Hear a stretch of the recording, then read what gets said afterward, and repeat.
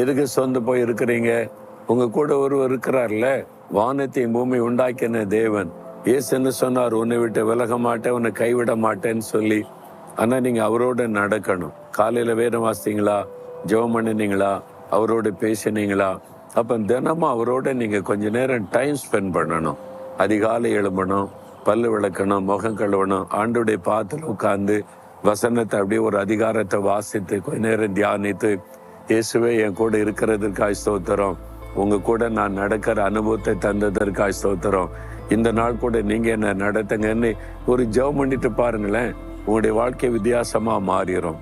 சில சமயம் ஆண்டவர் மற்றவங்களுக்காக ஜெபிக்க சொல்லுவார்ல, உங்க கூட வேலை பார்க்குறவங்க, தெரிஞ்சவங்க எல்லாருக்காக ஜெபம் பண்ணுங்க. எல்லாருமே இயேசுவோட நடக்கிறவங்களா மாறிட்டா சமுதாயம் ஆசீர்வாதமா மாறிடும்ல. அந்த மாதிரி ஜெபம் பண்ணுங்க.